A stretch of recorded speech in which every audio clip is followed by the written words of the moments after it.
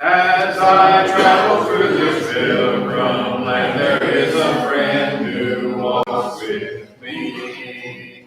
Leads me safely through the sinking sand. It is a Christ of Calvary. This would be my prayer, dear Lord, each day to help me do the best I can. For I need thy light to guide me day and night. Blessed Jesus, hold my hand. Blessed Jesus, hold my hand. Yes, I need thee every hour. Through this land, this pilgrim land, my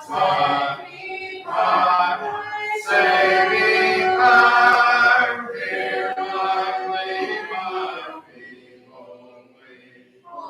Lord, dear Lord, look down on me when I kneel in prayer. Blessed Jesus, hold my hand.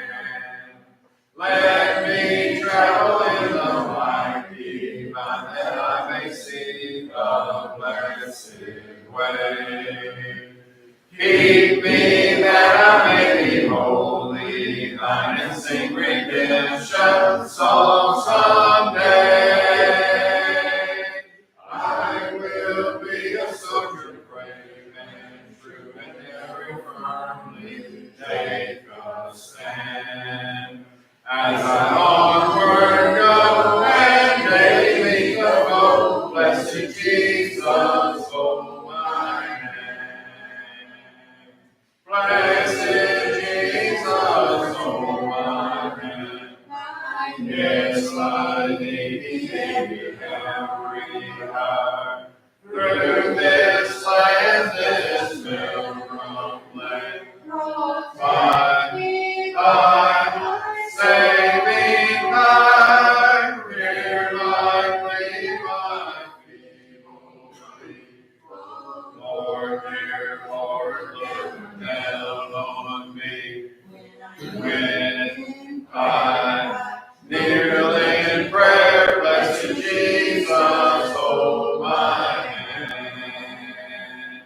When I wander through the valley dim toward the setting of the sun, lead me safely through a land of rest, if I the crown of life have won. Will have faith in thee, dear Lord, that I may reach the golden strand. There's no other friend on whom I can depend. Blessed Jesus, hold my hand. Blessed Jesus, hold my hand. Yes, I need thee every hour. Through this land, this pilgrim land, thy saving power, dear my plea, my feeble plea. Lord, dear Lord, look down on me when I kneel in prayer. Blessed Jesus, hold my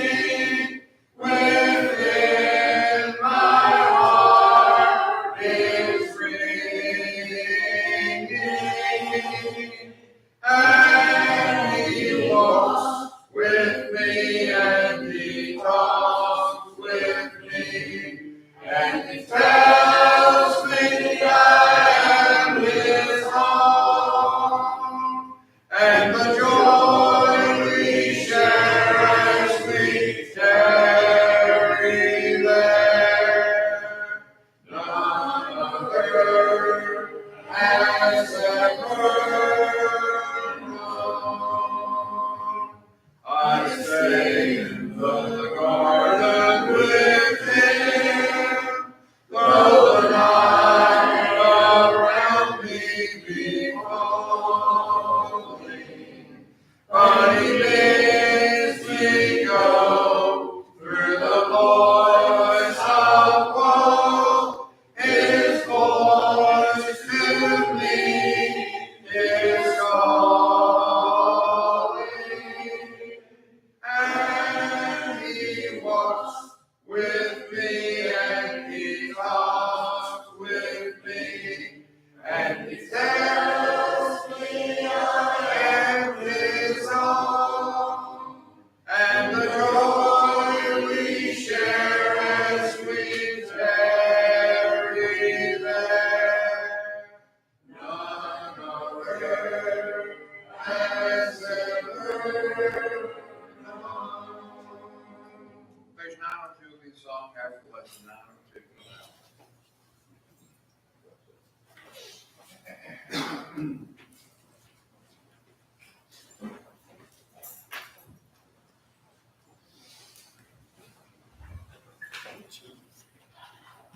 I'm good.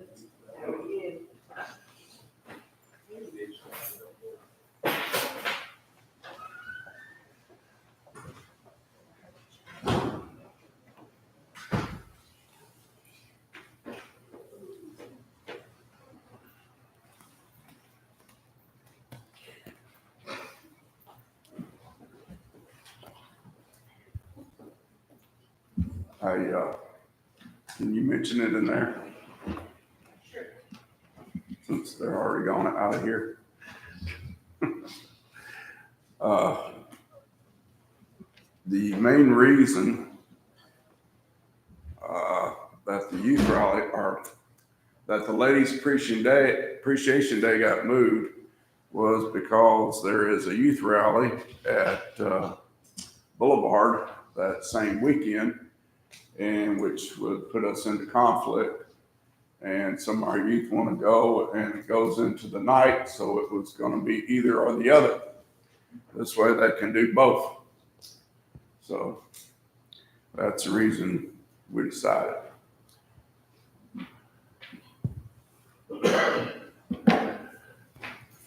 So, interesting thing about this part of Job,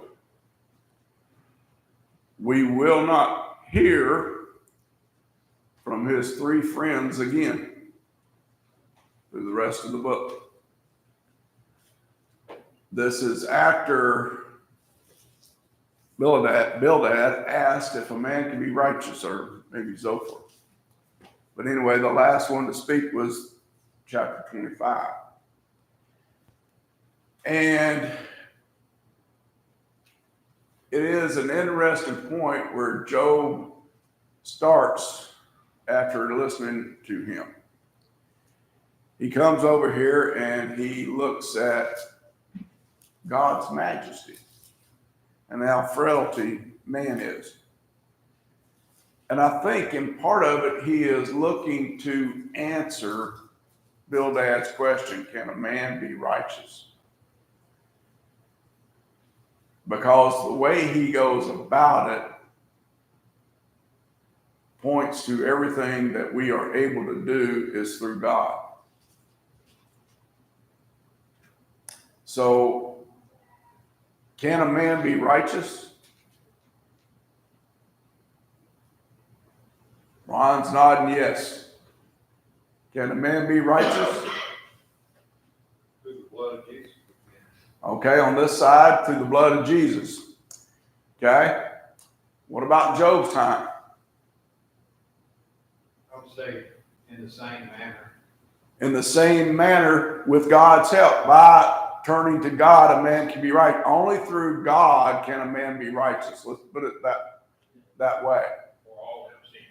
Yeah, we've all sinned. The only way we can be righteous is with God's help and actually following God. And when you think about that, Abraham was considered faithful and righteous. Noah was considered righteous. Daniel was considered righteous. It was never nothing that they did on their own accord that made them righteous. It was walking hand in hand with God. Enoch was not, because he walked with God and God took him. It wasn't because he was righteous, but because he followed after God, making himself righteous through God. So I think that is where Job's going here with chapter 26. Notice, but Job answered and said, how have you helped him who is without power? How have you saved the arm that has no strength? How have you counseled one who has no wisdom? And how have you declared sound advice to many? He's asking these questions to his three friends who have been giving him all these answers. And it's that in response to that, can a man be righteous? How have you gone about it? Notice he goes on, to whom have you uttered words and whose spirit came from you? What did you use to help these other people?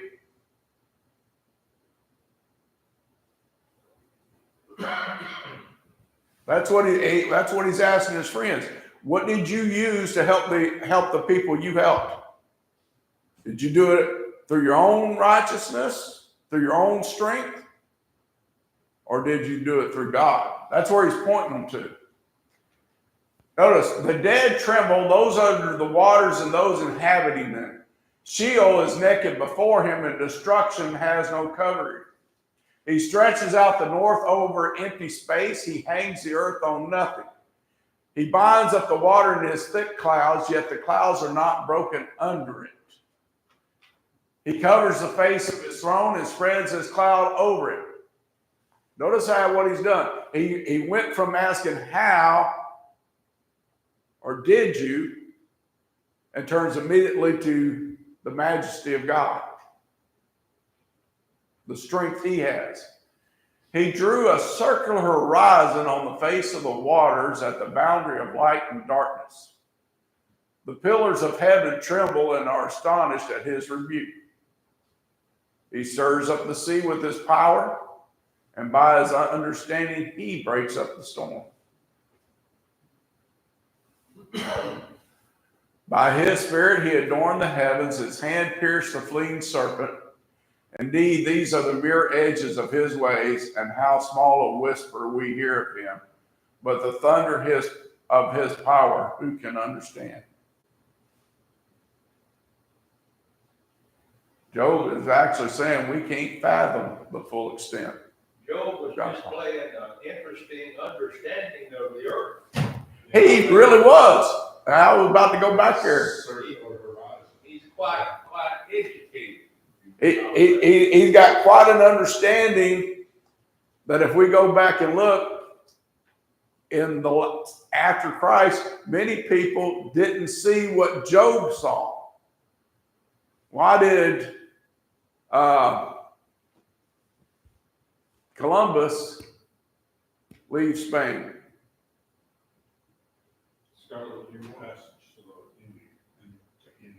Trying to get to India. Why? How can you leave Spain and get to India? Of course, he didn't know there was something in between, but how do you get? He had figured out the circular earth. He had figured out the circular earth. Where at a time when people thought the earth was flat,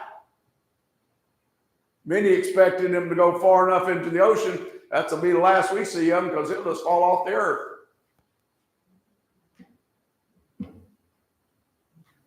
But yet Job points to it. It's very possible that ancients knew that the earth was a circle, but the Dark Ages destroyed all of that knowledge. Well, that's what it comes down to. But yet they had the knowledge, they just weren't looking at it, and those who had it wasn't sharing it. That's what it really came down to. The knowledge was always right here, and those who had it wasn't sharing this. And when they put the Bible into Latin, they put it in the language of the most educated to keep it from the regular people. Galileo was tried for witchcraft and heresy because he had already figured out from the movement of the stars and the constellation that the earth had to be round, and that it was circling the sun and not the sun circling the earth. And they told him he was a heretic.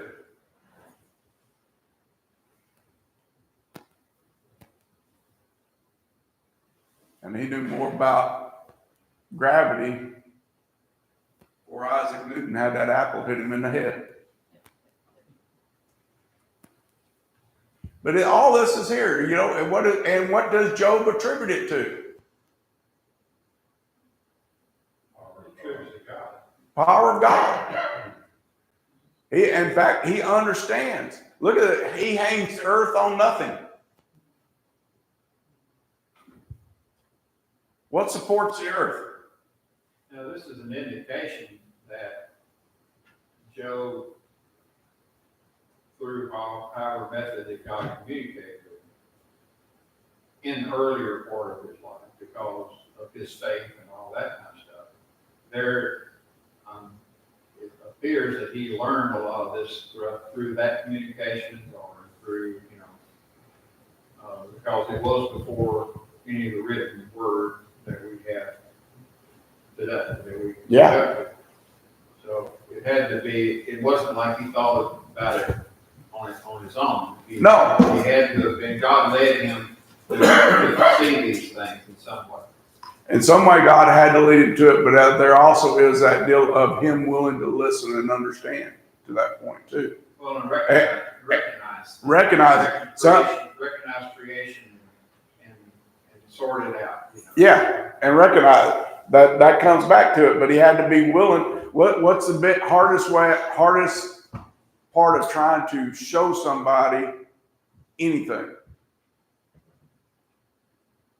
To teach them anything. What's the hardest part about trying to teach somebody anything? They have to have a willingness to learn. Have that desire. Willing to. Job was obviously going, I don't understand all this. So where he does, he's asking questions. He's willing to learn. He's willing to look. He's willing to see the thing that God pointed to. Here's the thing. Before Noah, how much did it rain?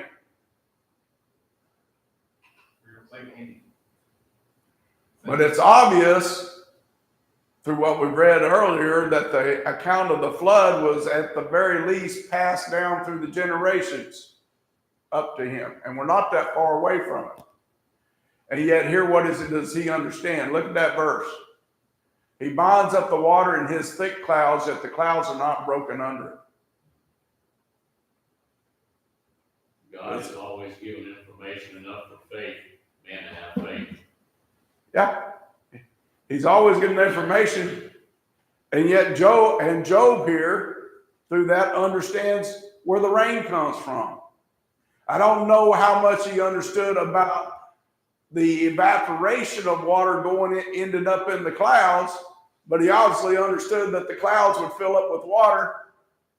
And they wouldn't split up. And they wouldn't just split open, and they wouldn't just fall from the sky. He knew where the rain came from. When I read this, I immediately thought back around 5th or 6th grade in science class, looking at clouds. Teacher teaching us about clouds and how they absorb or form from evaporated water molecules.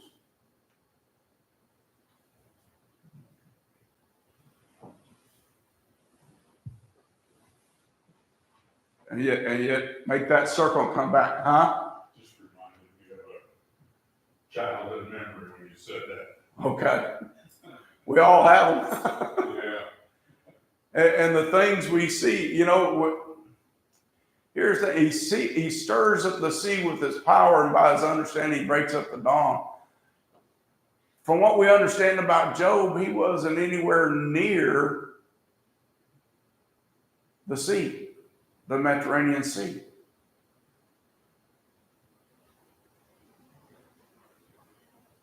But if he was in the Chaldees, he would have had the Indian Ocean there. Persian Gulf. Possibly, yeah. He might have been close. But we're not really sure where he was, but evidently he had seen something somewhere. Yeah, he saw a circular horizon on the face of the water. Yeah. Which is interesting because the circular horizon is what we we see as the curvature of the earth now. That's what they defined it as. It comes from that. And yet the flat earthers that are around today are claiming that's bogus. There is no curvature. Maybe they ought to read Job. We'd all do better for you. And he really understands, considering the creation of the heavens, that God is the one that put the stars there. I have to wonder sometimes, and I think about this, we know that the Genesis account came from God through Moses. How much did Adam pass down? We don't know. We have no idea. But I just don't see Adam being silent. Okay? What's the one question every parent, sooner or later, has been asked by their children?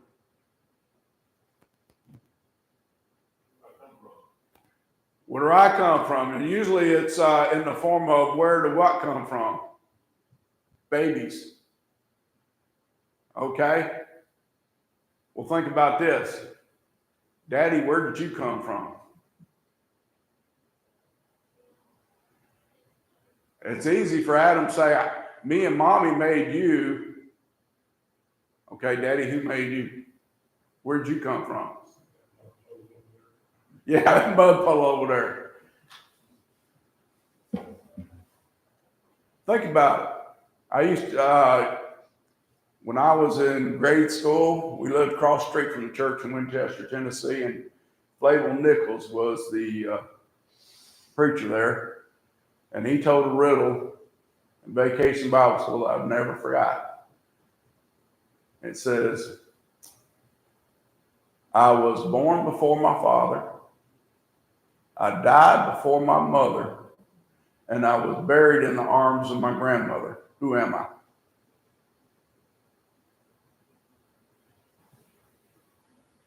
And it's biblical. Any takers?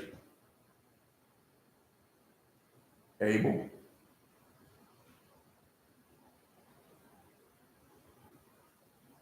Adam was never born. He was created. That's the way Flavel did.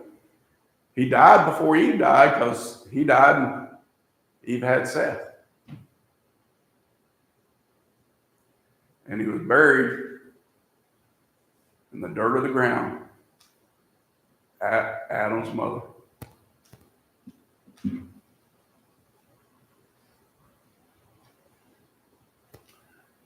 I don't know where Brother Nichols got it from, but it seems to fit. It kind of fits here. So I don't think Adam kept silent about everything he knew. Of course he did. Of course he didn't. Because you look at the patriarchs period and the patriarchs that we have that we just talked about and others. God was communicating with them. That's how the message was coming. And they were training their children. They were bringing them up. Isaac was being taught. Those children, the ones, we have small pictures of that, but there was vastly more people than that. great deal more. And that's just like when you look at the lineage of Adam that comes through Genesis chapter 5, we get the lineage, the part of the family tree that just leads to Noah. but there was more to it than that. And every one of them, with the exception of Noah, when it names that child that was born, it says, and they had other sons and daughters. According to what we have in the scripture, Noah didn't have any daughters. He's the only one in that lineage that didn't have daughters. He only had 3 At sons. least he didn't have them before. And from what we see of the flood, he didn't have any children after that, from what the scriptures tell us. Yeah, that's what I said. Yeah. Yeah, that's the whole deal for what the scriptures tell us. Yeah, so, and that's really all we can go by. And the scriptures do tell us that from Ham, Shem, and Japheth, that the whole world was populated through those 3. So, and they had their wives that they took on the ark with them. But it was interesting to me when that hit me a few weeks ago. But it also tells us there was a lot of people on the earth by the time the flood came. And so what Adam would have passed down to Noah would have been passed down through his sons. So some of this knowledge and what God's speaking came through them. Most likely. So Job turns back to his own integrity. Moreover, Job continued his discourse and said, as God lives, who has taken away my justice, and the Almighty who has made my soul bitter, as long as my breath is in me and the breath of God in my nostrils, my lips will not speak wickedness, nor my tongue utter deceit.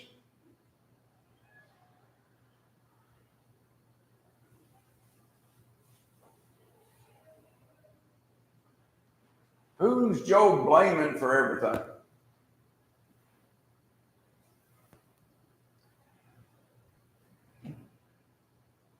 He's holding on to his integrity. He says, I'm not going to speak wickedness, but look what he says. Look what he says about God. He's taken away my justice. He's made my soul bitter.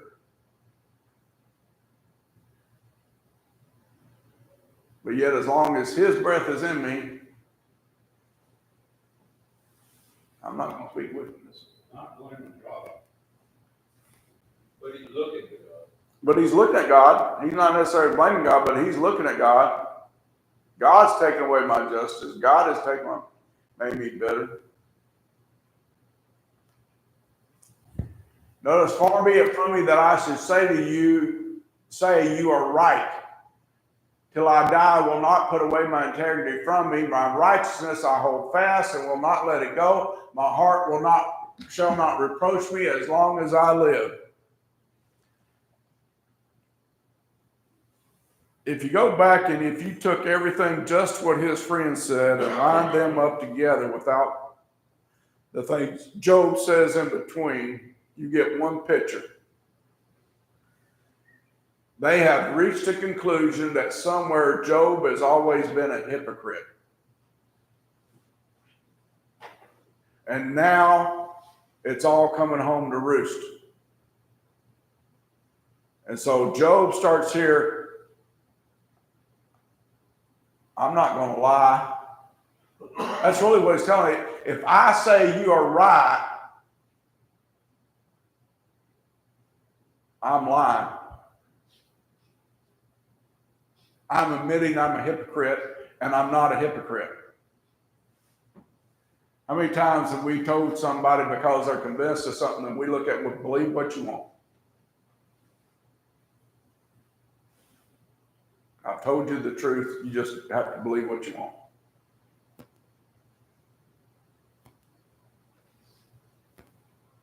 I've been not over the scriptures, because I never say that on that with them, but I've been in discussions where people have been accusing me of things. When I try to explain stuff to them, it's like, and I just end up going, you believe what you want. Because, well, no matter what I say, you're not going to believe me. And that's what Job has said here. No matter what I'm going to say, you're not going to believe me, but I'm not going to tell you you're right, because you're not.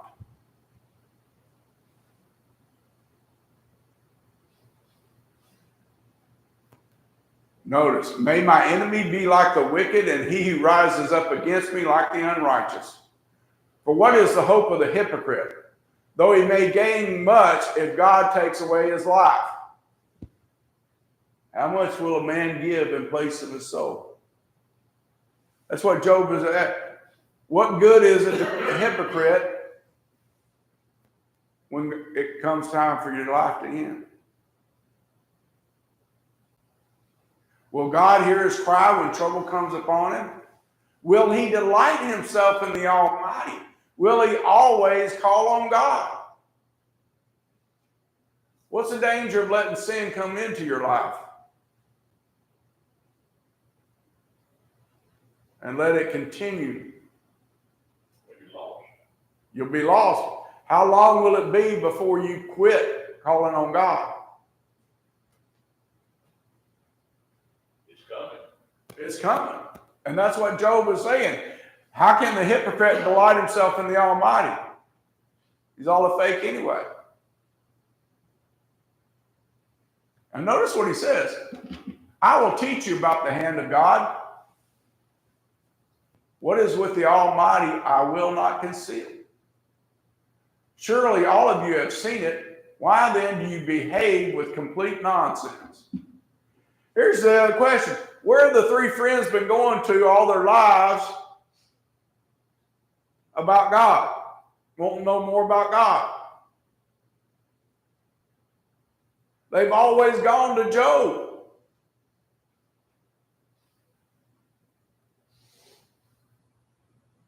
And that's what he's saying.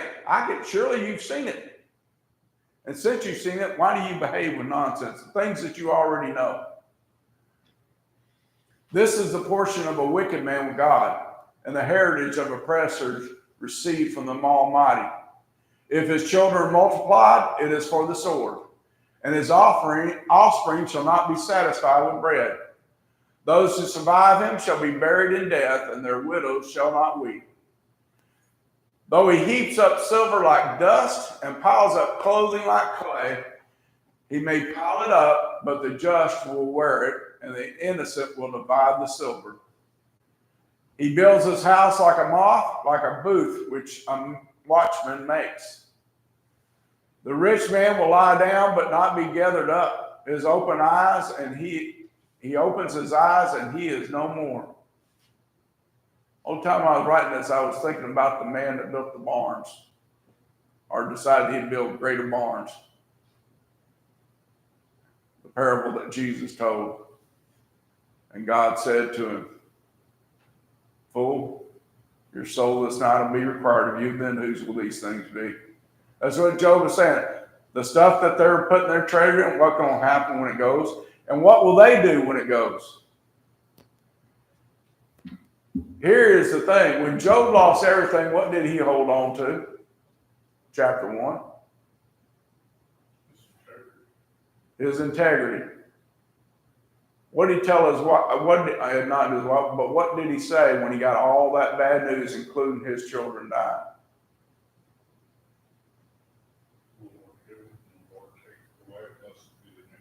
The Lord giveth and the Lord taketh away. Blessed be the name of the Lord.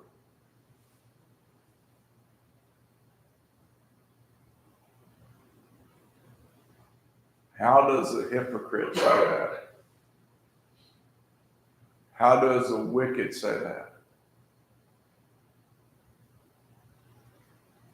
See, Job was offering that. If I was wicked, the hypocrite says it all the time. But even when things go bad for the hypocrite, he usually starts letting go. That's when it starts telling the truth on it. And that's the point. Job said it from the heart. Job meant it. The hypocrites say a lot of things, but do they mean it? And the wicked who does exist, he's never going to see it as God. And he's not going to be able to hold on to that, because how did he gather up everything? Most of the time, the wicked, how do they gather up what they got? Throw you an example. How many rich people threw themselves out of windows when the stock market crashed?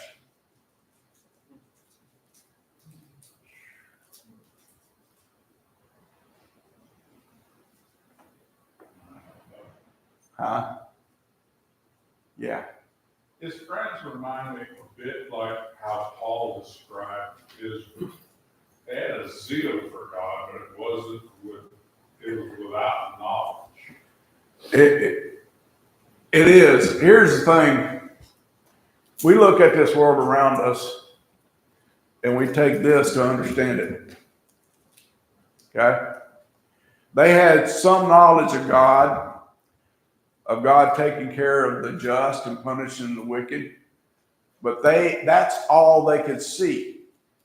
And they took that to measure if something happened to you, if circumstance of life took things away from you and did what they did to Job, you must have been wicked. And that's what the Israelites thought. That's what the Israelites thought too. But that's what general man teaching. Unless we actually look to God and his answers, how do we know that it's different from that? Yeah, that's what I'm saying. Looking to God for his answers. So like you said, Israel had a zeal for knowledge. His friends had a zeal for God, but it wasn't according to God knowledge. Job, on the other hand, had a zeal for God, and he had knowledge. And I don't want to give away too much, but his problem is Job is still, this should not be happening to me. Yeah, because his perspective was really balanced. The way he looked at the wicked. Yeah, that was all balanced. Yeah, and the way he looked at God. And holding to his integrity, that was there. I'm not going to give up on God, but He was perplexed. he was perplexed and he was questioning. And Job does what a lot of us will do. We declare our own righteousness. Job declares God, the things God does, but has he declared that God is righteous in Job having all this happen to him? Think about that question. He's got to talk to himself over and over, remind himself. Yeah, and we'll get there in a couple of weeks. Well, Job didn't have the insight that we have. He didn't know that the devil went to bargain for him. No, he didn't. He doesn't know all those things. He doesn't know all those things, but he sees the results of what happened. Right, he sees the results, but he also knows a lot about God. That's important for school children. When they used to use the primer back in the old days of America, they used that primer, a little book, taught them something about God. And when you talk about God, you believe everything your parents or teacher about God. Your education is solid, and then when you get to your academics, you can understand way better. You can. And that's a good one. Okay, let's move on. Terrors overtake him like a flood. A tempest steals him away in the night. The east wind carries him away, and he is gone. It sweeps him out of his place. It hurls against him and does not spare. He flees desperately from its powers. Men will clap their hands at him and shall hiss him out of his place. Ezekiel tells us God takes no pleasure in the death of the wicked. What about men? We take pleasure in that. Men tend to take pleasure when they see the wicked reap what they sow. And we all celebrate when some have been alive. That's right. Most of the world celebrate, most of the free world, most of the United States. Because what were they not thinking about? His soul. Weren't thinking about his soul. That hit me that night. I was on Facebook and people were cheering. And most of the people that were cheering were members of the Lord's church. And I said, it is good that evil is gone, but do not cheer the death of this man. Because as we know, that soul is lost forever. Did the man get justice? Yeah. But that's the sad part. He deserved what he got, but it cost him his soul. The life he lived cost him his soul. And sometimes we need to think about the blessing we have of being born of the parents that we were born in, the country that we were born in, and the opportunities we have over here versus being raised up where he was raised up and in what he was raised up in, because we could just as easily be the one doing the same thing he did.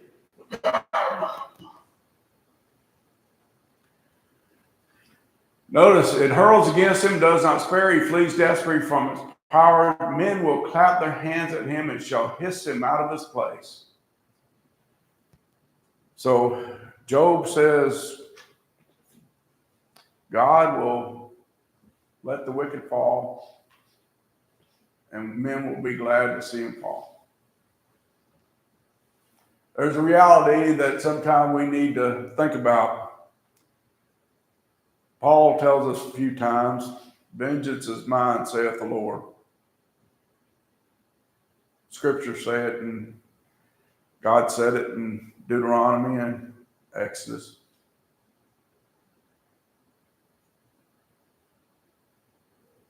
Somebody was telling me something one day, and they were really bitter about somebody, and I knew them, and I understood what they're saying. I said, one day God's going to judge them. Isn't that enough for you?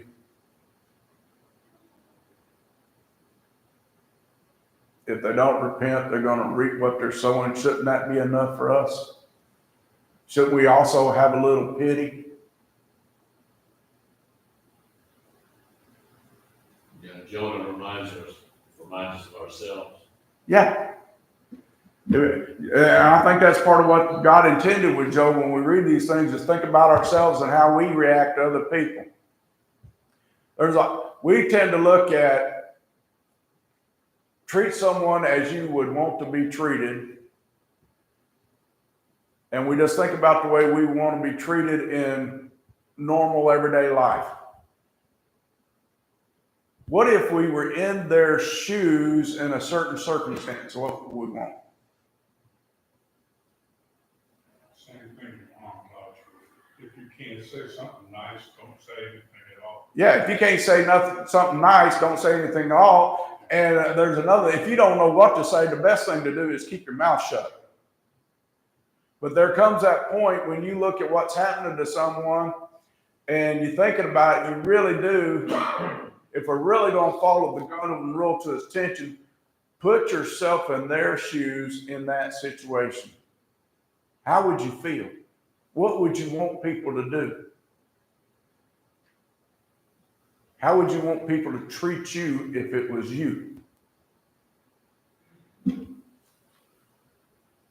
So now Job turns to wisdom, and Job speaks well on wisdom.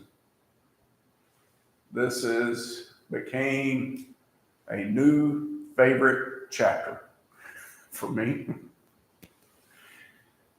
Surely there is a mine for silver and a place where gold is refined. Iron is taken from the earth and copper is smelted from ore. Man puts an end to darkness and searches every recess for ore in the darkness and the shadow of death. Now, you ever hear about the Kentucky gold miners? Or coal miners? When I was living in Utah, they had a mine out there that collapsed and 50 men were trapped.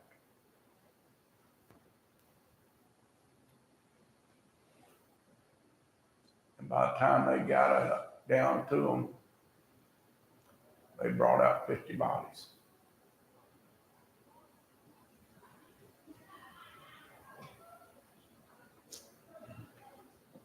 That's what he means in the darkness and the shadow of death. He breaks open the shaft away from people in places forgotten by feet. They hang far away from men. They swing to and fro. As for the earth, from it comes bread, but underneath it is turned up as by fire.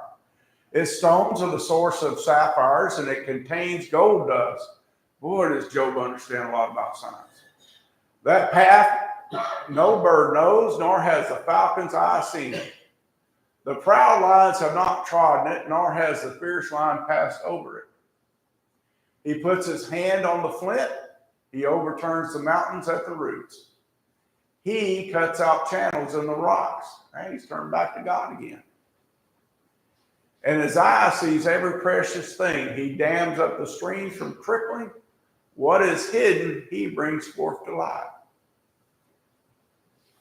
God makes everything shine. It's talking about man, isn't he? No, here he's turned back to God. And I'll show you how we know that. And this right there. But where can wisdom be found, and where is the place of understanding? He might be talking about man over there. Well, I'll correct myself. I think you're wrong. Man does not know its value, nor is it found in the land of the living. The deep says it is not in me, and the sea says it is not with me. It cannot be purchased for gold, nor can silver be weighed for its price. Here he's talking completely about wisdom. It cannot be valued in the gold of Ophir, and the precious onyx or sapphire.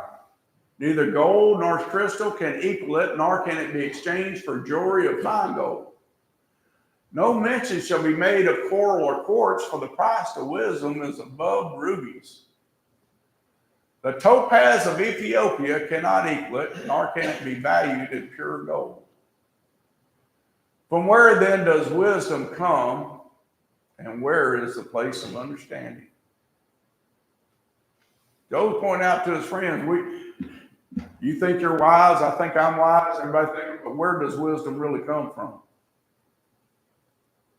You can go and you can dig out mines, you can find all these other ores, you can find everything and the things that are made. You can dam up a stream, you can do all these things.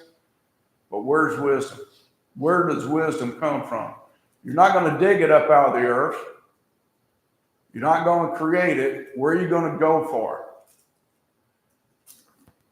No, that it is hidden from the eyes of all living and concealed from the birds of the air. The destruction and death say, we have heard a report about it with our ears.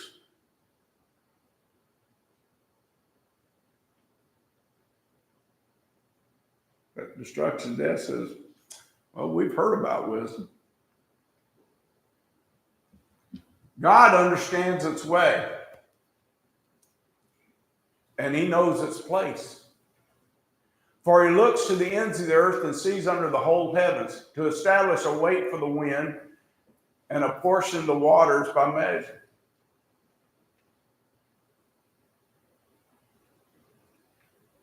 God knows wisdom.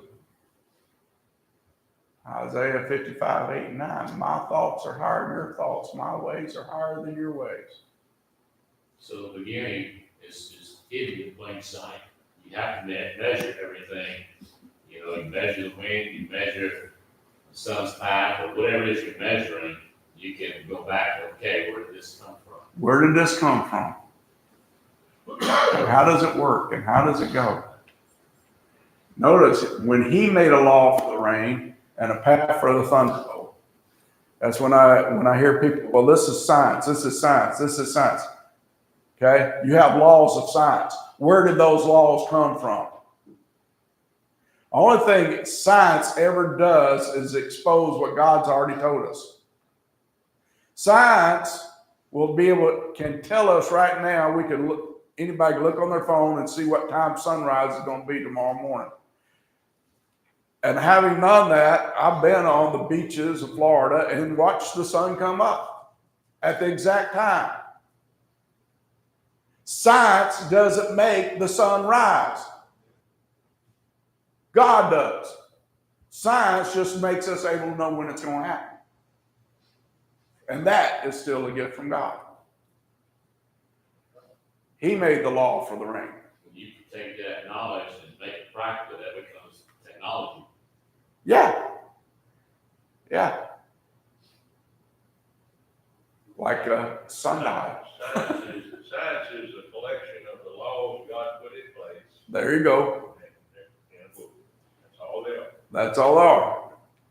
Notice a path for the thunderbolt. Then he saw wisdom and declared it. He prepared it. Indeed, he searched it out. What did Solomon do? When you open up the book of Ecclesiastes, it tells you he determined to know wisdom.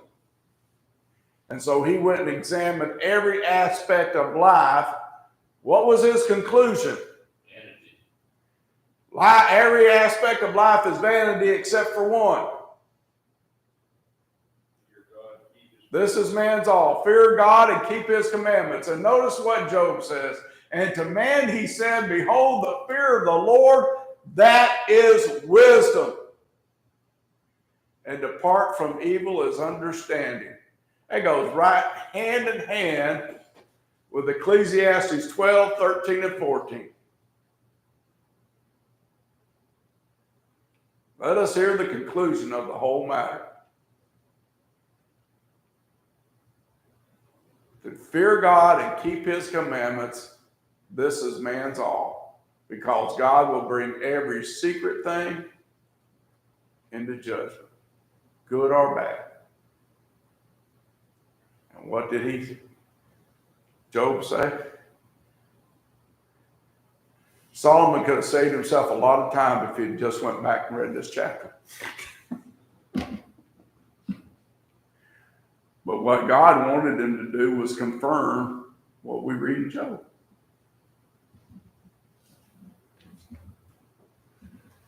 Next week, we're going to look at the last 3 chapters of Job's speech before Elias, I'm going to try and say that right, who sometimes is referred to as an angry young man, starts to rebuke Job and his 3 friends. And if you really want to see wisdom, that's when it really comes about. He may be the youngest, a young man, but he's wiser than at least 3 of them, real close to being wiser than Job. So, what's your invitation song? 102. Let's stand and sing.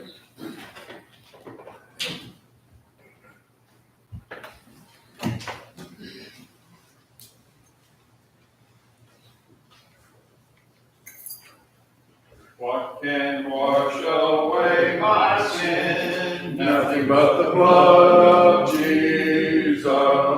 What can make me whole again? Nothing but the blood of Jesus.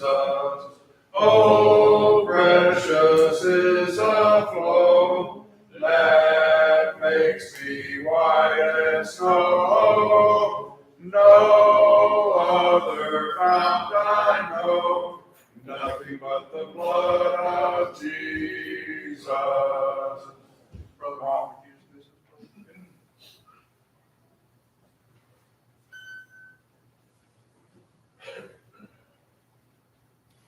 Our Father and our God, we're so thankful that we could be here tonight.